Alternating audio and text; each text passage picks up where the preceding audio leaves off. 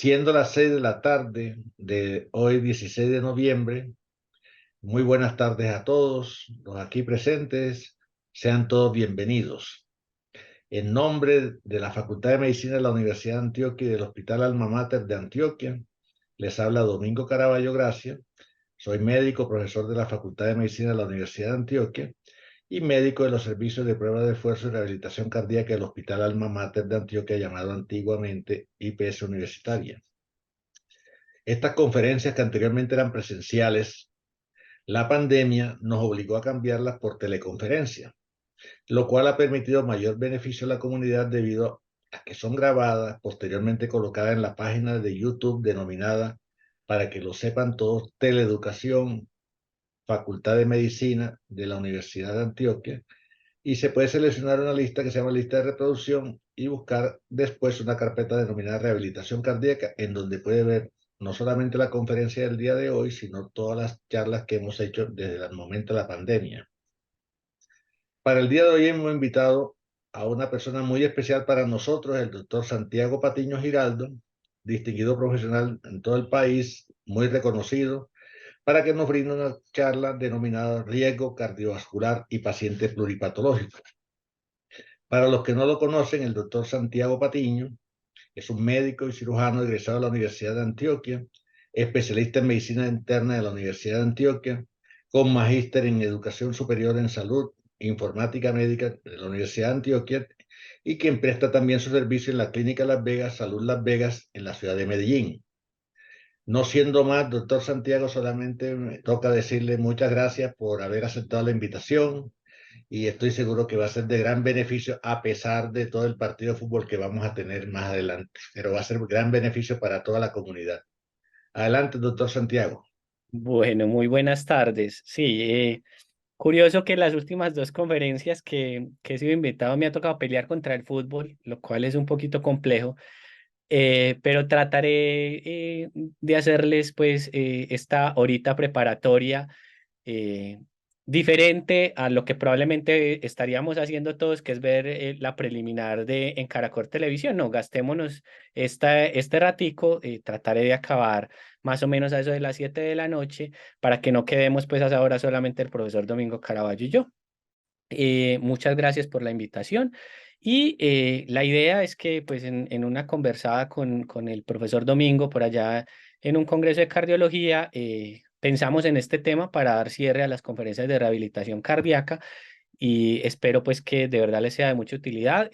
Chat abierto, cualquier inquietud que tengan en cualquier momento pues está disponible para que resolvamos las inquietudes.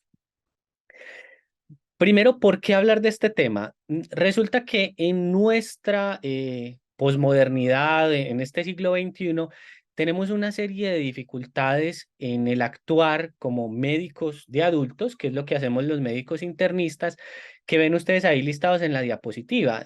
Sin lugar a dudas, en jóvenes y adultos tenemos unos problemas de salud mental muy significativos, la ansiedad y la depresión, incluso el coletazo que tenemos después de la pandemia, allí está la obesidad, que cada vez vamos alcanzando incluso en nuestros países unas tasas que se parecen a la de los Estados Unidos, que puede llegar a ser 1 de cada 2 adultos. Cada vez vemos más jóvenes que están sufriendo enfermedades neoplásicas, lo cual se convierte en un grave problema por la cronificación que tienen estas enfermedades. Y desde el año 2016 se ha decretado por la OMS, incluso antes de decretarse la obesidad como una pandemia, como una epidemia, perdón, antes de decretarse la epidemia y pandemia por SARS-CoV-2, aparece esto de lo que vamos a hablar, que es el término de comorbilidad, el cual preferiría que de aquí en adelante, y ya les voy a explicar por qué a través de la charla, mencionáramos más bien en términos de pluripatología. Tengo dos objetivos entonces planteados para estos minutos. Primero es que aclaremos este concepto de la pluripatología y cuál es su relación con la atención del paciente con riesgo cardiovascular, que son uno de los pacientes pues, que más rehabilitación cardíaca realizan, y presentar algunas propuestas de manejo de ese riesgo cardiovascular en el paciente pluripatológico. Entonces, entrando en detalle, lo primero es plantearles estos datos de comorbilidad, multimorbilidad y pluripatología. Resulta que es muy frecuente que en nuestra historia clínica o en la de algunos de los colegas, estos términos se utilicen de forma indistinta, pero teóricamente no significan lo mismo. El primer término que fue descrito es el término de comorbilidad. Fue descrito por allá, incluso hace mucho, mucho rato, en la década de los 70, y se trata de aquel paciente que tiene una enfermedad índice que lo está llevando a descompensación y otra serie de enfermedades que acompañan esa enfermedad, pero solamente hay una enfermedad que está causando la descompensación. Como eso es bastante infrecuente, entonces estaríamos hablando de un paciente comórbido, el que está hospitalizado por falla cardíaca, pero adicionalmente está compensado de la presión arterial y le da diabetes y que tiene la dislipidemia en metas. Entonces hay una enfermedad índice y otras enfermedades que la acompañan. Pero eso es bastante raro. Uno usualmente lo que tiene es un paciente que está descompensado de varias cosas. Surge entonces el concepto de multimorbilidad. El concepto de multimorbilidad es un paciente que tenga más de dos enfermedades en un mismo momento. ¿Cuál es el problema que tiene el concepto de multimorbilidad? Que no distingue la gravedad de esas enfermedades que están acompañándose. Por ejemplo, un paciente puede tener ojo seco, que es una enfermedad bastante frecuente, e hipertensión arterial, y como son dos enfermedades concomitantes en un paciente, se considera un paciente multimórbido. Entonces vemos que esa multimorbilidad empieza pues como a no dar respuesta a la complejidad que pueden llegar a tener los pacientes con enfermedades crónicas. De allí que empieza un grupo, particularmente en España, a plantearse el término de pluripatología. Y vamos a ver que ese término de pluripatología sí tiene un poquito más de poder para ayudarnos a tomar decisiones. Entonces, ¿qué es la pluripatología? ¿De qué estamos hablando?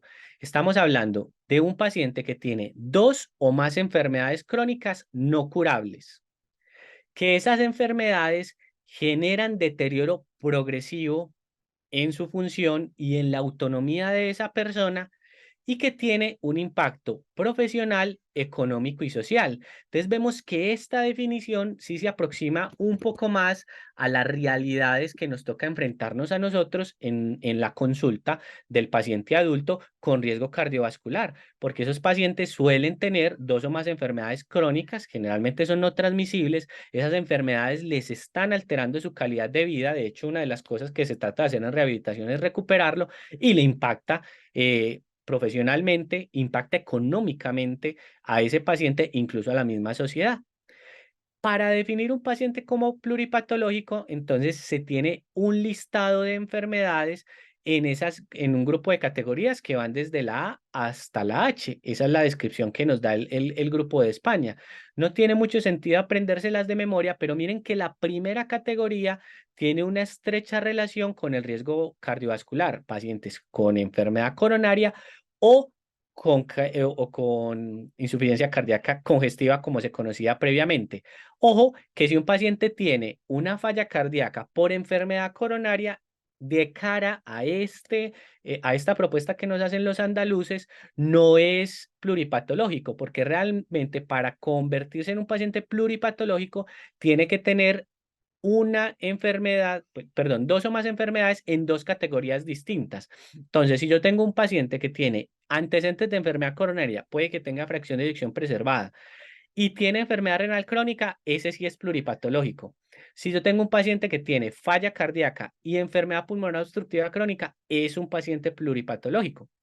Si tengo un paciente que tiene enfermedad pulmonar obstructiva crónica y una diabetes con complicaciones, no la diabetes que esté controlada y que no tenga evidencia de complicaciones micro ni macrovasculares, ese paciente es un paciente pluripatológico. Y allí empezamos a ver que ese grupito de pacientes que les acabo de mencionar tiene unas características que necesitan un manejo específico. Sin embargo, este término de pluripatología me atrevería a decir un poquito también porque está descrito en un idioma diferente al inglés, no es muy fácil encontrarlo en la literatura. Lo que más encuentra uno en la literatura son los términos de comorbilidad y multimorbilidad, que como les digo, están incluso mal utilizados. Cuando vamos viendo un poquito qué pasa en la edad y la presencia de multimorbilidad o pluripatología, vemos cómo después de que se cruzan más o menos los 40 años, permítanme un segundito, por aquí yo pongo un señalador, por aquí, cuando estamos más o menos llegando a los 40 años, miren que la curva, independientemente del autor que estemos indicando, empieza a elevarse de una forma significativa. Y cuando llegamos por allá a las edades extremas, pues más del 50% de los pacientes cumplen criterios de multimorbilidad, entendida como un paciente que tenga dos o más enfermedades crónicas.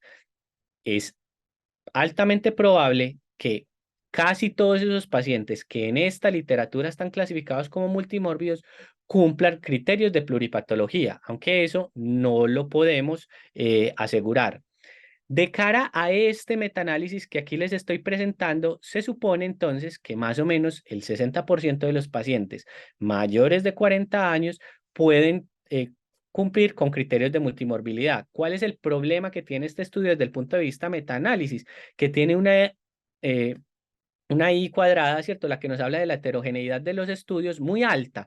Entonces, agrupar eso en que adrede, pues el 70% de los pacientes tienen multimorbilidad no sería correcto. Habría que, sí, más o menos, tener un estimativo por cada uno de los estudios que sí pueden llegar a ser la mitad o más de los pacientes. ¿Qué características tienen esos pacientes que tienen pluripatología? Primero, generalmente son pacientes de edad avanzada. Por eso comentábamos que se convierte en una de las epidemias de la modernidad, porque a medida que mejoramos la expectativa de vida, pues la edad avanza y la pluripatología aparece. Segundo, esos pacientes tienen múltiples enfermedades concomitantes, ya les comenté más o menos de qué grupo son.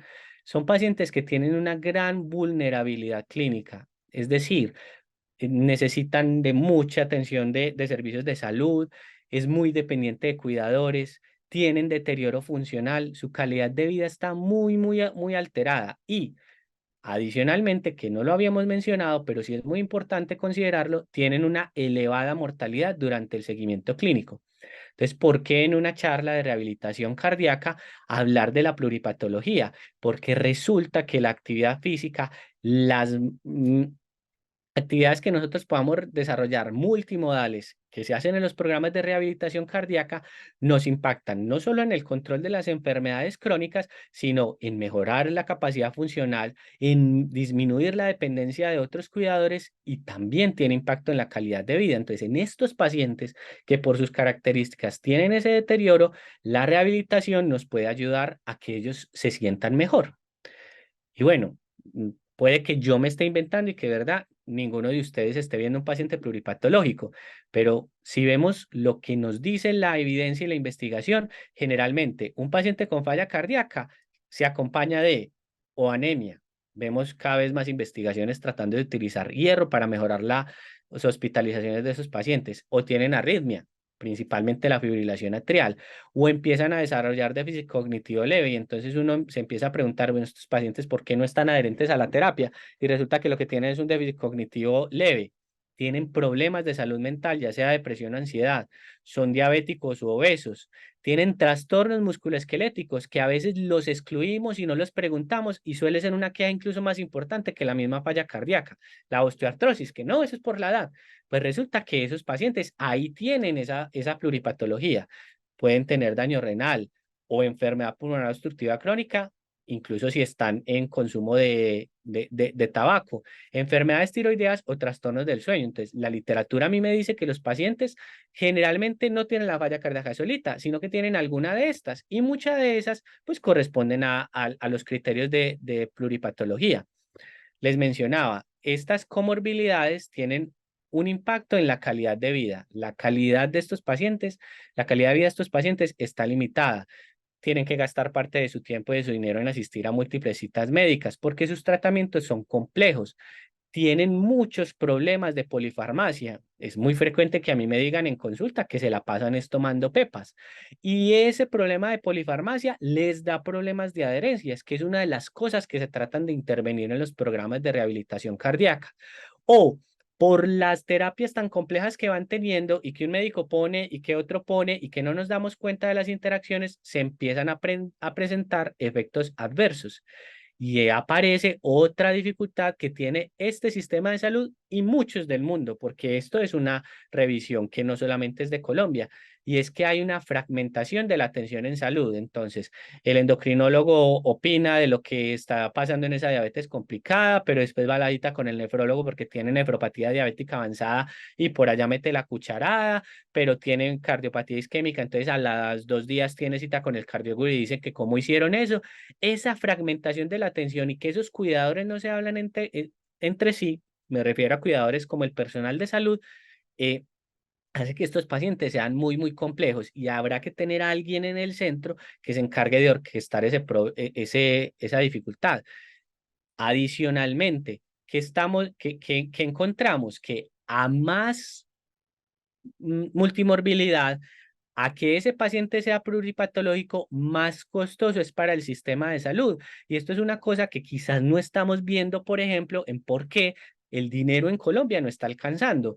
Pues si tenemos una curva poblacional que se está ya estrechando en los jóvenes y aumentando en los viejos, si sabemos por estadística que hasta la mitad o más de los pacientes mayores de 65 años están pluripatológicos, miren que dependiendo de los países, pero es consecuente, obviamente miren que el sistema más ineficiente de todos es el de Estados Unidos, que un paciente con falla cardíaca le puede costar al año $47.000 en esta revisión, donde es más eficiente o barato es en Suecia, que cuesta casi la mitad de eso, $24.000, pero miren que si el paciente tiene falla cardíaca, pero no tiene diabetes y no tiene POC, tiene un costo, mientras que si tiene falla cardíaca, diabetes y EPOC, ese aumento del costo en Suecia pasa de $24.000 a $33.000. Eso es un aumento muy, muy, muy significativo. O sea, estamos hablando de que son $7.000 más, 30% más de costos en salud. E independiente del sistema donde lo miremos,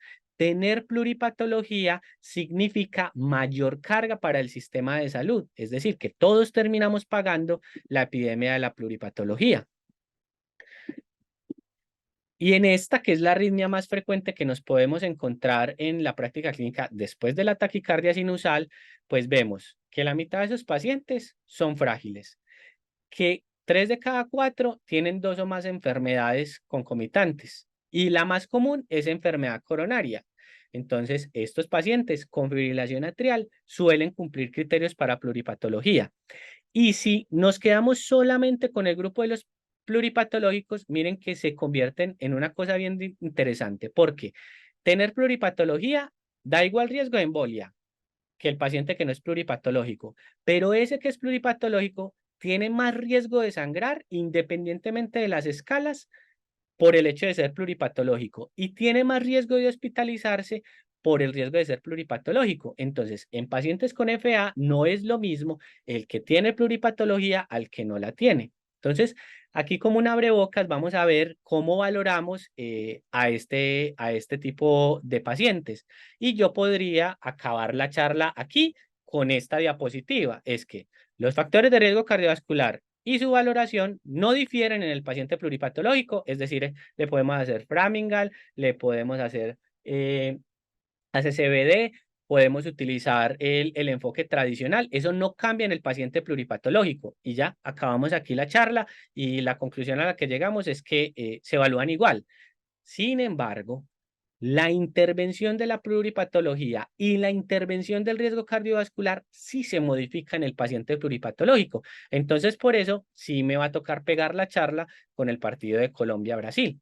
Entonces, ¿qué sabemos de los factores de riesgo cardiovascular? Pues que tenemos unos no modificables y unos que se quedaron emergentes por ahí desde hace 15 años. Ahí están, pero sabemos que cada vez hay más fuerza de que esos pacientes tienen un comportamiento distinto a los que no tienen esos factores de riesgo. Entonces, factores de riesgo cardiovascular no modificables. Primero de todos, la edad. ¿Y qué les he dicho 3 diapositivas anteriores? Que los pacientes pluripatológicos son pacientes de edad avanzada. Entonces, el pluripatológico de entrada ya tiene un factor de riesgo cardiovascular no modificable. El sexo, sabemos que los hombres tenemos más riesgos que las mujeres, los antecedentes familiares y la raza. Esos no tienen mucho que ver con la pluripatología. De los factores de riesgo modificables, hipertensión arterial, dislipidemia, diabetes mellitus. Recuerden que si está complicada, cuenta para pluripatología. El consumo de tabaco, la falta de actividad física, una dieta poco saludable, el consumo excesivo de alcohol y la obesidad o sobrepeso. ¿Qué tiene que ver eso con la pluripatología? Consumo de tabaco, falta de ejercicio, obesidad o sobrepeso están asociados a problemas de salud mental, están asociados a deterioro cognitivo, que son factores que marcan el desarrollo de pluripatología. Entonces, miren cómo esos factores de riesgo que son modificables, también al yo impactarlos, me puede impactar en el desarrollo de la pluripatología. Y de los no tradicionales o emergentes, ahí sí que empiezan a marcar para el paciente pluripatológico el síndrome metabólico, la inflamación crónica que se mide generalmente con la PCR de alta sensibilidad, la microbioma intestinal, la apnea obstructiva del sueño y otros trastornos del sueño, el estrés y por ahí la deficiencia de vitamina D que se nos va cada vez desinflando más. Pero esos factores de riesgo no tradicionales, miren que pueden tener relación con algunas de las enfermedades que marcan para pluripatología. Y vale la pena gastarse un tiempo en saber si mi paciente es pluripatológico o no. Como les digo, mucha de la evidencia me va a tocar cogerla desde la multimorbilidad, y la comorbilidad, pero sabemos que pueden llegarse a equiparar en ciertos escenarios. No para la clasificación, pero sí son pacientes que podrían coexistir. Es decir, todos los comórbidos no son pluripatológicos ni al revés, pero la mayoría sí cumplen ambos criterios. Miren que estos pacientes, después de que presentan un síndrome coronario agudo, en esta investigación les hicieron seguimiento a 1 año. Entonces, se infartaron y lo siguieron y verificaron si esos pacientes no tenían multimorbilidad, es decir, no tenían más de 2 enfermedades crónicas, tenían multimorbilidad cardiovascular. Esas multimorbilidades tenían que ver con enfermedad coronaria, diabetes, hipertensión arterial, enfermedad renal crónica. Multimorbilidad no cardiovascular, por ejemplo, tenían problemas de salud mental o demencia y adicionalmente trastornos musculoesqueléticos, o tenían multimorbilidad no cardiovascular y cardiovascular. Y miren que los pacientes que peor les va son los pacientes que son multimórbidos, no cardiovasculares y cardiovasculares, que tienen la mayor mortalidad comparativamente con aquellos pacientes que no la tienen. Entonces, los factores de riesgo cardiovasculares, que se supone que son los mismos en estos grupos, se comportan de una forma más maligna en aquellos pacientes que cumplen criterios de multimorbilidad y probablemente de pluripatología. Entonces empiezan a haber desafíos de qué hacer con estos pacientes. Lo primero que uno se debería hacer, y con lo que se comparan muchas de las escalas que vamos a ver más adelante, es con la pregunta sorpresa. La pregunta sorpresa es una forma un poquito subjetiva que se hace para evaluar el pronóstico de los pacientes. Y es que se le pregunta al galeno si le sorprendería que el paciente que usted acaba de tener al frente le dijeran que ha fallecido en el próximo año. Esa es la pregunta sorpresa y es sí o no. Y eso se compara contra escalas de valoración de pacientes pluripatológicos, porque usualmente lo que nosotros vemos en los pacientes que están con muchas enfermedades crónicas que no logramos controlar es que si fallecen en 1 año no nos extrañaría mucho. Pero hay que buscar eso, objetivarlo un poquito más. Para eso y existen los índices multidimensionales y al menos agregar en nuestra valoración, me gustaría incluso conocer la opinión de ustedes en los servicios de rehabilitación cardíaca, qué tanto utilizamos el Bartel y no solamente para excluir a los pacientes de rehabilitación cardíaca, sino como un marcador de mejoría de esos pacientes, porque estos marcadores nos ayudan a tomar mejores decisiones en el paciente pluripatológico. Otro desafío que tenemos en estos pacientes es que no evaluamos la competencia terapéutica. ¿Y qué es esto de la competencia terapéutica? Puede ser de 3 niveles. Enfermedad, enfermedad. Y es que una enfermedad compite contra otra enfermedad. Un ejemplo que les pongo ahí es que la falla cardíaca empeora la enfermedad renal crónica, cardiorrenal tipo 1. También puede tener competencia terapéutica de una enfermedad contra un fármaco. Entonces, por ejemplo, yo tengo un paciente con una exacerbación de la EPOC, le pongo esteroides y el paciente es diabético, le descompenso la diabetes. O también me puede ocurrir una competencia terapéutica entre un fármaco y otro fármaco. Yo tengo un paciente que tiene fibrilación atrial y está anticoagulado y tiene una enfermedad osteomuscular muy dolorosa y le pongo AINES. Eso resulta que está presente en 1 de cada 4 pacientes eh, con pluripatología. Y lastimosamente no nos fijamos mucho en el Cardex y en este tipo de competencias terapéuticas que se presentan. Vamos nuevamente a la evaluación de los factores de riesgo cardiovasculares. Entonces, miren que abordaje desde los determinantes sociales y desde los factores de riesgo cardiovascular también se me pueden volver predictores para que un paciente sea pluripatológico o no. La edad siempre será el marcador pronóstico más negativo para desarrollar pluripatología. En esta investigación nos dio un OR de 15 para mayores de 85. Si usted tiene 85, tiene 15 veces más chance de ser paciente pluripatológico. La raza, no me gusta mucho mencionarla porque nosotros somos un gran mestizaje en Colombia, entonces tenerla en consideración creo que no vale la pena. La deprivación social, estamos preguntándole a nuestros pacientes si tienen problemas de salario, si tienen problemas de empleabilidad, los que tienen mayores problemas de educación o de acceso a la salud o están en ambientes de criminalidad o en un mal ambiente social. Eso está asociado, como veremos más adelante, al desarrollo de pluripatología y multimorbilidad. A mayor, en esta investigación lo que hicieron es que los pacientes los organizaron en unos quintiles y se dieron que los pacientes que en esa escala de privación social estaban más deprimidos, es decir, los que tenían más dificultades de salario, de empleo, que vivían en las pobres partes, tenían 1.56 más, 1.56 más chance de sufrir de pluripatología. Y los factores de riesgo cardiovasculares tradicionales, miren que también marcan para pluripatología. 5 veces más probabilidad, más chance si el paciente es hipertenso, 3.4 veces más chance si el paciente es obeso y 2.3 veces más chance si el paciente fuma. Entonces, el factor más importante y cuando más tenemos que tener el bombillo prendido, la alerta, es la edad, pero le siguen relativamente de cerca la hipertensión, la obesidad, el tabaquismo, los factores de riesgo cardiovascular tradicionales. Incluso hay un poquito de propuestas más ambiciosas en los pacientes con falla cardíaca. Y es que aquí en esta investigación, a esos pacientes multimórbidos con falla cardíaca, los dividieron en varios grupos y se dieron cuenta que dependiendo de la pluripatología que tenían esos pacientes, la mortalidad era peor. ¿Listo? Entonces esto es un seguimiento que se aproximó a los 2 años. Vemos por aquí la probabilidad de estar vivo y vemos los grupos de la A al G. Y vemos que el paciente A, que es este primer grupo, que son pacientes que no tienen anemia, no tienen compromiso renal y no tienen enfermedad respiratoria, tienen una sobrevida de 2 años muy buena, mientras que si el paciente pertenece al grupo F, que lo vamos a ver por acá, lo encontramos con anemia, tiene enfermedad respiratoria y no tiene arritmias o tiene arritmias que es el que lo acompaña, entendiéndose esta arritmia como cualquiera, siendo la más frecuente la fibrilación atrial, la mortalidad es muchísimo mayor. De hecho, miren que vamos a ver si por aquí logramos ver una lupita un poquito más. Miren que la mortalidad en los pacientes del grupo A, es decir, los que no tienen anemia, no tienen enfermedad renal ni enfermedad respiratoria, 3 cositas que podríamos evaluar rápidamente en la consulta. La mortalidad es del 3.6%, mientras que si tiene las 3 cosas, la mortalidad es del 36%.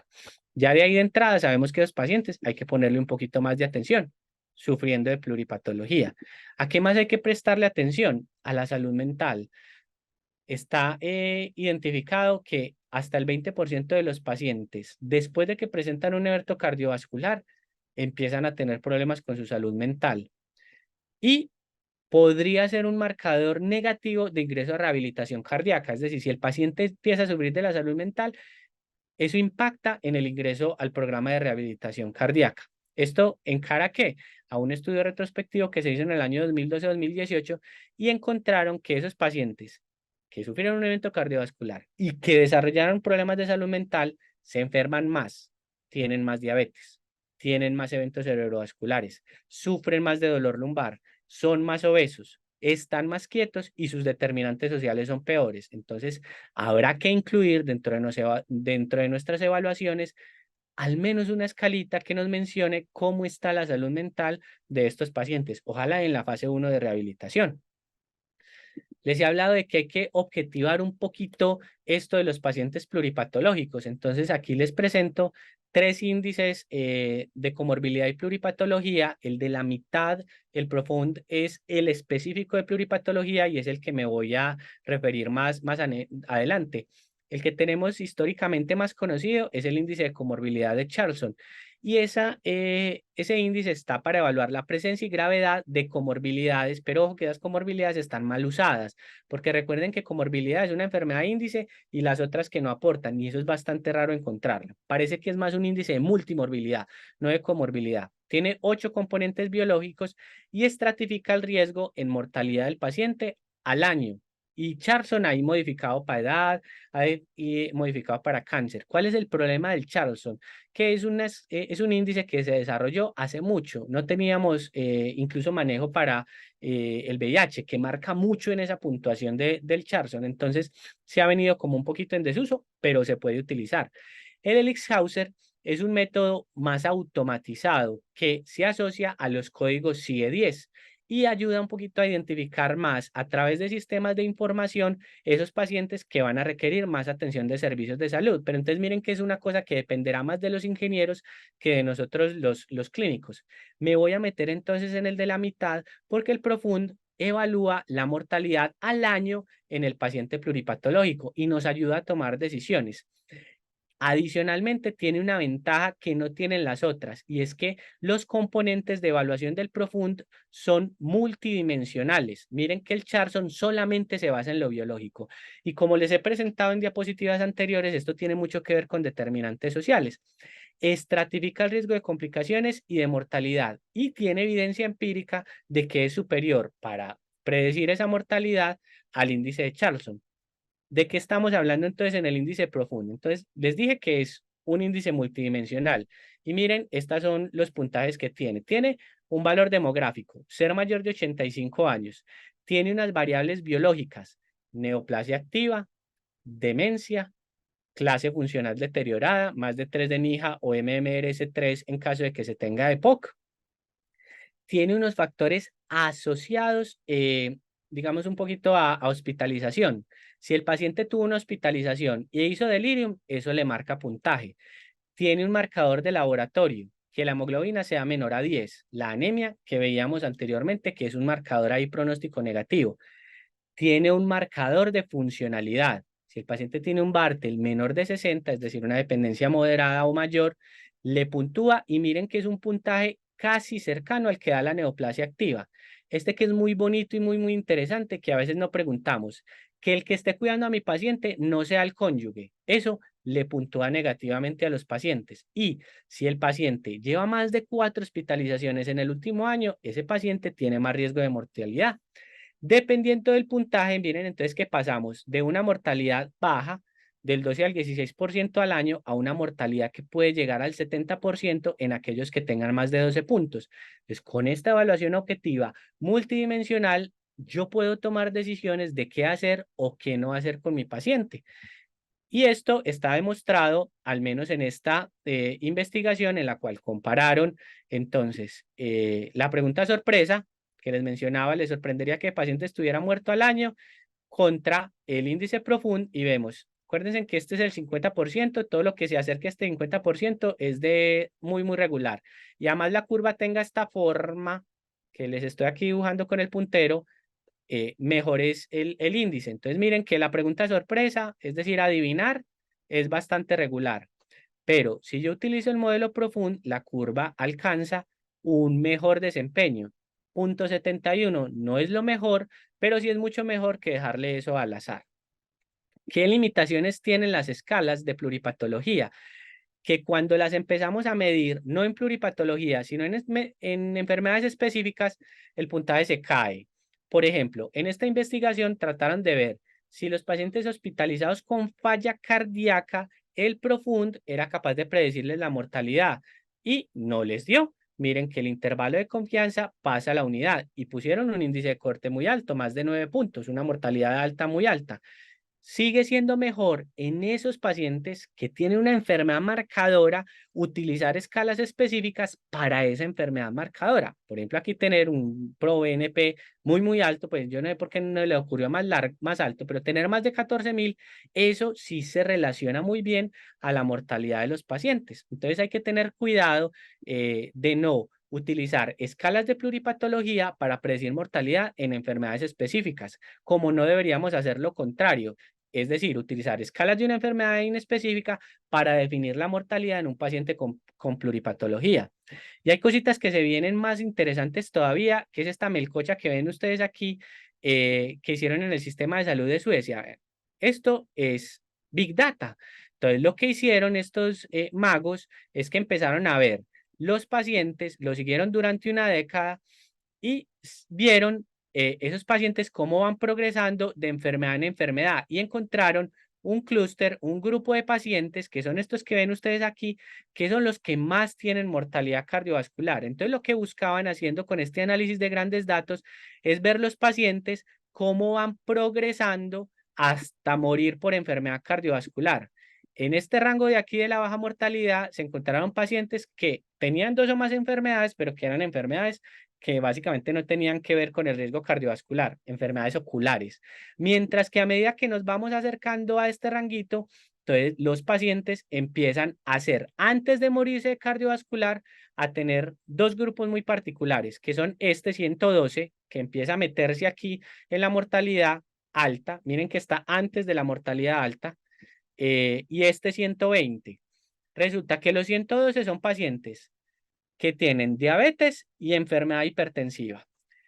Y el 120 son pacientes que tienen diabetes, enfermedades metabólicas y enfermedades hipertensivas. Es decir, antes de que un paciente se nos muera cardiovascular, suele ser diabético e hipertenso.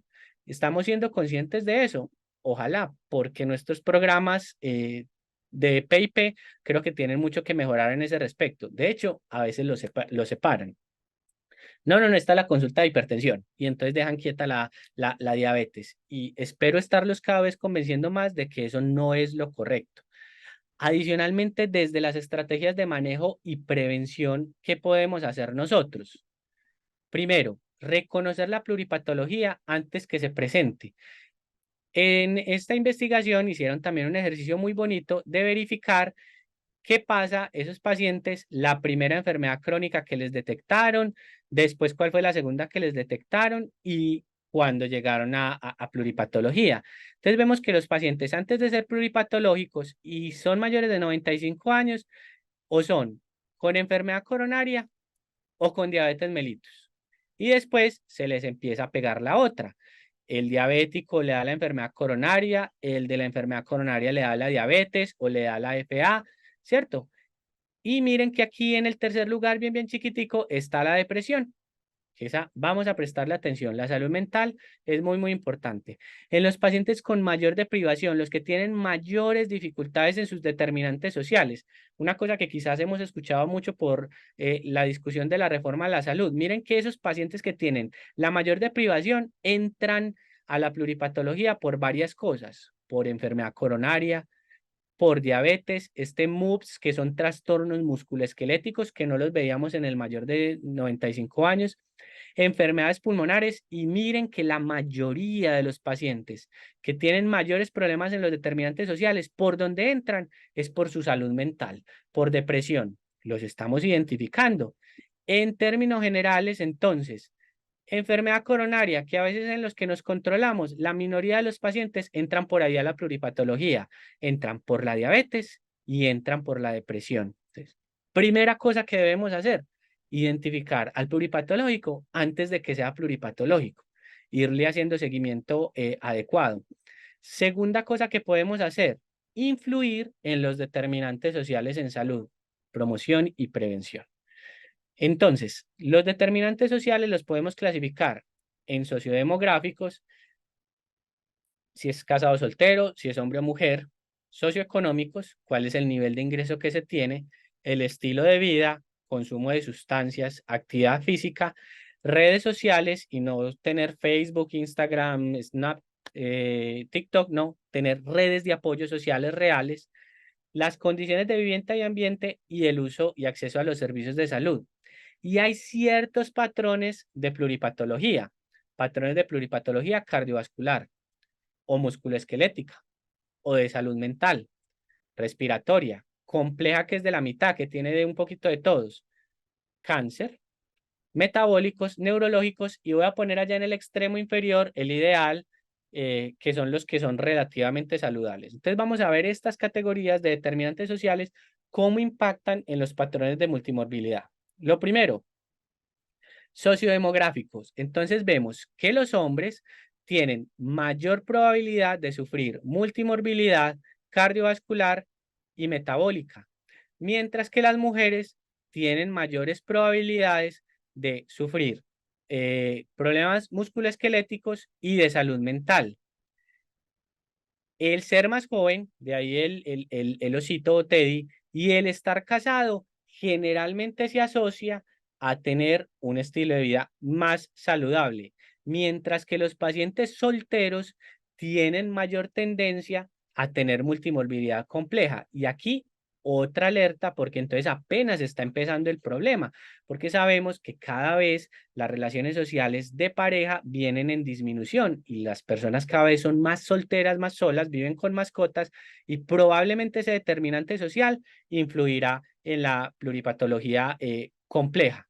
Segundo patrón, socioeconómico. Miren que el que se le va el dinero tiene mayor problema cardiovascular, tiene mayor problema musculoesquelético y de salud mental. Tener bajo nivel educativo, problemas cardiovasculares, respiratorios, musculoesquelético y mentales. Y no tener problemas de identidad o tener problemas de identidad, o mejor, ser migrante está asociado al riesgo cardiovascular. Esto impactará en nuestra población venezolana que estamos atendiendo. La riqueza se asocia a generalmente un determinante social de mayor salud. Punto muy, muy interesante. Es decir, generar riqueza probablemente disminuirá la pluripatología. Independientemente del patrón de pluripatología, tener estilos de vida no saludables está asociado a todos ellos. No hacer actividad física, que está medido con la ganancia de peso en esta investigación, fumar o el consumo de licor desarrolla cualquiera de los patrones de pluripatología. El tener deprivación en las redes sociales, ¿cierto? Insisto, no es tener Facebook, no es tener X, no, es no tener una red de apoyo, estar solo viviendo. Se asocia a mayor patrón de pluripatología neurológico, enfermedad demencial. Ojo con eso a los que no tienen redes de apoyo. Estar en ambientes urbanos, que cada vez estamos más urbanizados, se asocia a todos los patrones de pluripatología, mientras que estar en un ambiente rural se asocia un poquito más a estar en este patrón saludable. Entonces, miren cómo desde la promoción y la prevención podemos intervenir en ciertas cosas para que la pluripatología no aparezca. Adicionalmente, ¿qué tenemos que hacer? Pues tenemos que tratar a los pacientes de una forma un poquito distinta. ¿Cómo estamos atendiendo a los pacientes? Entonces, el paciente tiene enfermedad cardiovascular, le hago la rehabilitación, todo muy bien, y tiene otras cosas que las manejará el neurólogo, el nefrólogo, el hematólogo, el reumatólogo. Entonces, allí nos quedamos en la que tiene mayor mortalidad que la cardiovascular, pero las otras cosas se convierten en secundaria. No hay integración entre las atenciones, no hay una atención estandarizada. Se ha intentado mucho en las clínicas especializadas y no hemos podido. Y la atención entonces está fragmentada. Cada especialista mete su cucharada. En el pluripatológico lo que se busca es que no haya nadie que esté como diciendo, no, es que yo soy el más importante porque la gente se muere del corazón. No, a ver que en ese paciente todo es muy, muy importante. Y de hecho, lo más importante es lo que ven ustedes aquí en negrita, las preferencias y los objetivos que tenga ese paciente. Allí, lo más importante es lo que le esté alterando más la calidad del paciente, la calidad de vida del paciente. Entonces, integramos las condiciones y las especialidades, buscamos cómo está esa competencia terapéutica, el cuidado es integrado y el tratamiento es más multidisciplinario que por especialistas, un poquito alejado de lo que estamos buscando en nuestro sistema de salud. ¿En qué consiste ese enfoque multidisciplinario? Primero, considerar la pluripatología y los síntomas geriátricos durante el acto médico. Por ejemplo, utilizar una escala de profunda. Y en los pacientes ancianos, mirar si el paciente no tiene un síndrome de caídas, si no tiene un síndrome de fragilidad, si no tiene un síndrome de infecciones, si no tiene un síndrome de incontinencia o demencial que impacta negativamente. Es decir, esa valoración geriátrica integral hace parte del enfoque multidisciplinario. Eso debería ser rutinario. Se debería hablar el impacto que tiene esa pluripatología en las condiciones asociadas al riesgo cardiovascular. Y si hay polifarmacia, identificarla y ojalá eh, y tratarla en la medida de lo posible. Segundo, ya lo mencionaba, explorar las prioridades del paciente y definir claramente con él cuáles son los objetivos del cuidado. ¿Usted qué es lo que necesita, señor paciente? No es lo que necesita el stent que usted tiene, no es lo que necesita su LDL que no lo puede bajar de 50, no. ¿Usted qué es lo que necesita? ¿Qué es lo que le está haciendo la vida mal? Y allí personalizar las metas de manejo para realizar decisiones conjuntas. Lo tercero, que tiene que ver mucho desde el ámbito formativo, es qué vamos a hacer con las guías de manejo, porque las guías de manejo están pensadas en una sola enfermedad y solamente se quedan con un parrafito para la pluripatología. Hay que reconocer las limitaciones de esas guías y pensar en nuevas formas de medición del éxito de las metas que nos proponen. Miren incluso cómo vamos mejor cambiando en cuáles son los intereses que tiene el médico y cuáles son los intereses que tiene el paciente. Miren que las principales preocupaciones que tiene el paciente y sobre el paciente son las cosas que le impacten su día a día o que le impacten en su responsabilidad social, mientras que el médico está pendiente de las cosas que mejoran el pronóstico o clarificar nuevos problemas que se presentan. Miren que solamente estamos preocupados los dos que es importante para el paciente menos para el médico, las enfermedades más graves y el dolor. De resto, parece que estuviéramos por lados separados. Esto hay que resolverlo. No podemos estar yéndonos los pacientes para un lado y los médicos para el otro.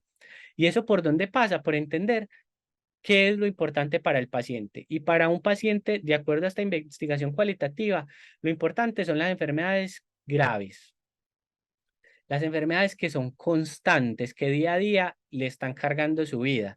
Las enfermedades que no están logrando control. Y aquellas que son restrictivas o que tienen riesgo de serle restrictivas para sus actividades, para su autonomía o para su actividad o para su inclusión social.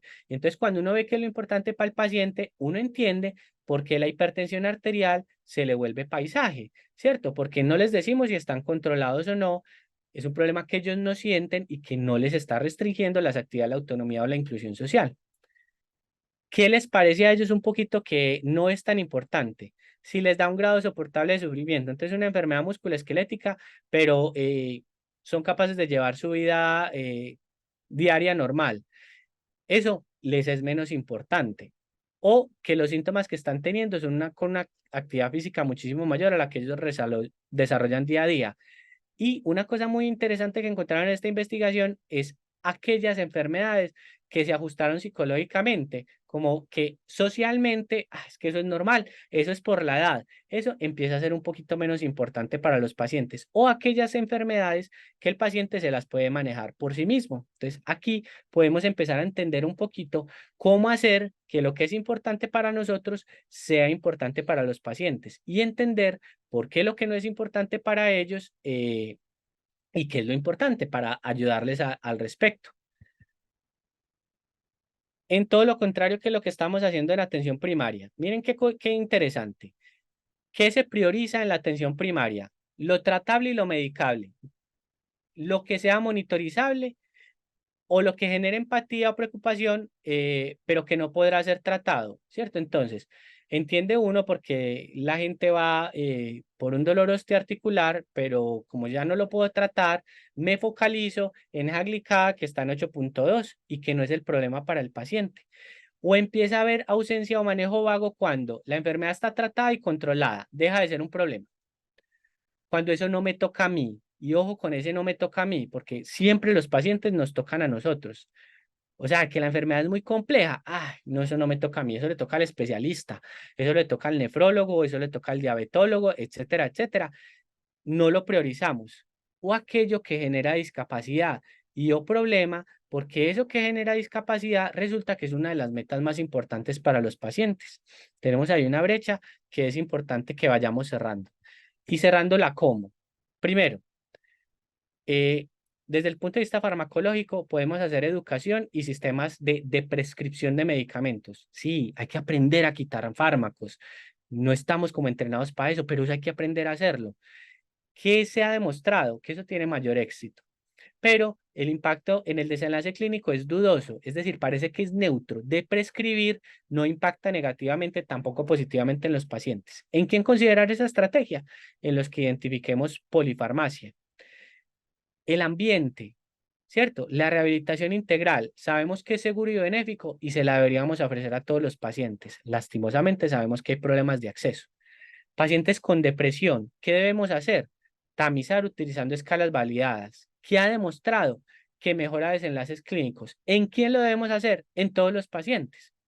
Y miren que estas otras dos, que le hemos hecho mucho énfasis, al menos en los últimos 5 a 6 años, que es el cuidado coordinado, los famosos controles de caso o el manejo de caso, tiene una evidencia muy dudosa o mixta. Y realmente eso lo deberíamos dejar solamente para las universidades en ámbitos investigativos. Y a eso le estamos haciendo mucha fuerza y no en las otras cosas que tienen un poquito más de evidencia. ¿Qué otras estrategias tenemos? Entonces, el profundo. ¿Se acuerdan que yo les mencionaba que el profundo puede ser bajo, bajo, intermedio, intermedio, alto o alto? Miren que de acuerdo a esta propuesta que nos hacen, cuando los puntajes son bajos, hay que impactar mucho en la supervivencia, pero a medida que se va mejorando esa calidad del profundo, nos debemos de concentrar es en la calidad de vida y en el confort. Es decir, eso que todos sabemos de manejo de riesgo cardiovascular, y que lo debemos seguir haciendo independientemente de la edad, lo deberíamos concentrar en pacientes que tengan un profundo bajito. Entonces, ¿qué es que porque tiene 93 años no le voy a dar la estatina? Ojo, que si tiene un profundo bajo, hay que evitar el nihilismo, no por solo la edad, entonces nos vamos a quedar quietos. Pero en el otro lado, en el que tiene una mortalidad muy, muy alto, ojo con hacer iatrogenia, ojo con hacer cosas que son futiles, o sea, dejar terapias que sabemos que el impacto va a ser a 2 años y esos pacientes con una mortalidad de 1 año bien, bien alta. No, allí hay que empezar a dejarse de encarnizar. Es tan malo hacer en exceso como en el que no se debe hacer en exceso, como dejar de hacer en el que se le debe hacer. Entonces, miren cómo el Profund nos ayuda a guiar también esa estrategia de manejo en estos pacientes. Por ejemplo, este es uno de mis pacientes de consulta. Entonces, Alfredo tiene 86 años, él está casado y vive con su esposa y consultó por palpitaciones. Este paciente identifiqué que tenía desde hace una semana palpitaciones, estaba con astenia, adinamia y debilidad y los episodios iban y venían, eran autolimitados. Cuando evalúo los antecedentes personales, es un paciente hipertenso, es un paciente que tiene dislipidemia, tiene diabetes mellitus tipo 2, no insulinorrequirientes, tiene un adenocarcinoma de próstata y tiene osteoartritis. Para eso está en manejo con enalapril, clortalidona, rosuvastatina, fenofibrato y metformina. Al examinarlo, entonces tiene una frecuencia cardíaca de 100, una respiratoria de 19, 148, 88 de presión arterial y sus ruidos cardíacos son arrítmicos. Le hago un electrocardiograma y encuentro que el paciente está en una fibrilación atrial, altamente probable desde el interrogatorio y desde su motivo de consulta. Él me trae unos laboratorios, una glicada en 8, un LDL por aquí en 102, unos triglicéridos en 200, a pesar de esa terapia, una creatina en 1,4 que está deterioradita y una hemoglobina sin anemia en 12. Entonces, el abordaje tradicional, ¿qué me diría? Pues que tiene una FA con un CHA2DS2 más de 4 puntos, entonces el paciente hay que anticoagularlo, hay que mirar sus factores de riesgo cardiovascular, la presión arterial está fuera de metas porque tiene que estar por debajo de 130/80, la glicada está fuera de metas porque debe estar lo más cercano a 7 posible, la dilipidemia está fuera de metas porque eso está en 102 y tiene que estar por debajo de 100, ojalá en 70. Entonces, ¿qué voy a hacer al paciente? Bloqueador de canales de calcio más el anticoagulante, probablemente un inhibidor de SGLT2 porque me ayuda a reducir ese riesgo cardiovascular y a controlar la glicada. Y como a pesar de estatina a buenas dosis, todavía el LDL no me ha dado, toma tu ezetimibe. Entonces le acabo de montar 4 medicamentos y ya lo metí en en polifarmacia. El abordaje por pluripatología, que este paciente es pluripatológico, tiene la edad, este paciente tiene una fibrilación atrial, este paciente tiene una diabetes mellitus con complicaciones porque tiene enfermedad renal crónica y este paciente tiene osteoartrosis y tiene un adenocarcinoma de próstata. Cuando le hago un profund, el profund me da 3 puntos. Entonces es un paciente que tiene una sobrevida bastante buena a largo plazo. Entonces, anticoagulo, refuerzo estilos de vida saludable y verifico adherencia y retiro el fenofibrato. ¿Por qué? Porque esos triglicéridos de 200 no me están impactando en el riesgo cardiovascular de los pacientes. Y para ese paciente a esa edad, con la pluripatología que tiene, probablemente tenerlo en 148 es aceptable en estos momentos. Probablemente tenerlo en una glicada de 8, de cara a mucha evidencia que dice que esos pacientes a esa edad con 8 se comportan bastante bien, es suficiente y el paciente está menos en polifarmacia que en el abordaje tradicional. ¿Qué me pasó con este paciente en su evolución luego de un año? Consulta al servicio de urgencias por hematuria, se identificó una recaída del adenocarcinoma de próstata y empieza con dolores óseos. Hace 2 meses perdió a su esposa. Su presión arterial es de 140/80, su glicada está en 8,2, su colesterol está en 170, LDL en 90, triglicéridos en 250. Miren que yo le quité el fenofibrato, la creatina se le ascendió 1,7 y tiene la hemoglobina en 10. ¿Cuál sería el manejo tradicional? Recaída de cáncer de próstata, venga a ver qué vamos a hacer. Entonces, urología, oncología, vamos a darle manejo quimioterapéutico a este paciente, castración, etcétera, etcétera. Hay que optimizar el manejo de la diabetes y hipertensión arterial. Estudios complementarios por empeoramiento de la enfermedad renal crónica. Vamos a un poquito al abordaje de la pluripatología. Señor, ¿usted qué quiere? ¿Qué quiere usted, Alfredo? Vea, yo no quiero que me sigan doliendo los huesos y no quiero seguir sangrando por la uretra, porque esto me tiene a mí muy angustiado. Cuando le calculo el profund, miren que en un año ese paciente pasó de 3 a 15, enviudó, ya no lo cuida su esposa, por su hemoglobina cayó a 10, tiene una neoplasia activa y envejeció más. En este paciente hay que cambiar completamente el manejo y hay que hacer un abordaje más hacia la calidad de vida. Dejé el antihipertensivo igual, le quité el anticoagulante. Santiago, ¿usted cómo se le ocurre? El paciente tiene un CHA2DS2 va altísimo, le va a dar un SB. Esas no son las metas y no son las prioridades en este paciente con una sobrevida a un año. Y le mejoré la analgesia. Miren cómo va cambiando el abordaje que tenemos en estos pacientes basados en la pluripatología. En conclusión, es más común enfrentar el riesgo cardiovascular en el paciente pluripatológico que lo contrario, porque hasta el 70% de los pacientes mayores de 75 años pueden tener pluripatología. Segundo, los factores de riesgo cardiovascular no cambian, pero sí se modulan en el paciente pluripatológico. De hecho, a esos pacientes les va peor. Tercero, prima el interés del paciente cuando estamos hablando desde el abordaje cardiovascular de la pluripatología. Y eso requiere de un trabajo multidisciplinario. Gracias a Dios en los programas de rehabilitación cardíaca eso se busca, que no sea solamente un cuidador, sino que sean varios. Sin embargo, tenemos problemas. Hay muchos vacíos en el conocimiento de su abordaje. De hecho, es bastante complejo estudiar estos pacientes con pluripatología. Las metas y el abordaje farmacológico dependerán del pronóstico, para lo que les propongo utilizar la escala de Profund. Les prometí que los iba a empalmar con el partido de Brasil, entonces esta es mi última diapositiva. Yo les agradezco muchísimo su atención y queda pues el micrófono abierto para las preguntas y observaciones o claridades que quieran hacer al respecto. Doctor Santiago, yo solamente quiero decirle muchas gracias por esta excelente charla para terminar las actividades del año. Como todos ustedes saben, nosotros empezamos las actividades de estas teleconferencias en el mes de febrero y terminamos en el mes de noviembre. Son 10 actividades al año. Porque en diciembre la mayor parte de la gente ya está pensando en natilla, buñuelos, en fiestas, todas esas cosas. Y en enero las personas están regresando de sus paseos. Por eso empezamos siempre en febrero. Muchas gracias por terminar esta actividad, doctor Santiago, integrando todo lo que hemos venido haciendo énfasis durante todo el año, el manejo integral de los pacientes, mirar al paciente en su conjunto. Y es una visión que tenemos que tener en cuenta, la educación del paciente, resaltar la importancia de la rehabilitación cardíaca, no solamente para prevenir la aparición de recaídas, sino para prevenir también la aparición de las enfermedades, porque también podemos hacer prevención primaria en los programas de rehabilitación cardíaca.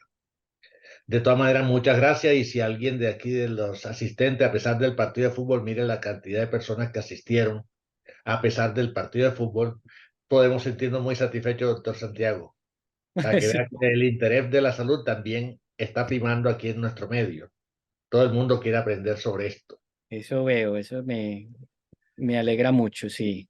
De todas maneras, si alguien tiene alguna duda, alguna pregunta, y si nadie tiene preguntas, yo solamente quiero decirle a todos, muchas gracias a todos por acompañarnos durante todo el año 2023 en estas teleconferencias. Solamente les pido que nos sigamos cuidando en estas fiestas. Las urgencias están llenas, los hospitales están llenos, no hay camas para tanta gente. Entonces, no olvidar todo lo que nos ha hecho énfasis el doctor Santiago, cuidarnos con la alimentación, la actividad física, el control del peso, el licor, el cigarrillo, toda esa serie de cosas que sabemos ya de antemano que nos pueden llevar a una clínica y eso no es bueno ir a pasar una Navidad y Año Nuevo en la clínica. Más bien evitemos toda esa serie de cosas. Aquí Marta García levanta la mano y a ver, Marta puede hacer la pregunta si le podemos asignar el micrófono. Necesito acceso. Listo. Marta, te Ay, escuchamos. bueno. Muchas gracias. Doctor, muchas gracias. Más interesante. Un montón de cosas y me hace pensar mucho, pues, como en los casos de todos los días. Pero entonces usted nos trae una reflexión obligada aquí, que tiene que ver con el abordaje, no solamente desde la perspectiva individual de cada proveedor, de cada médico, de cada profesional de la salud, sino cómo nos organizamos para dejar de fragmentar.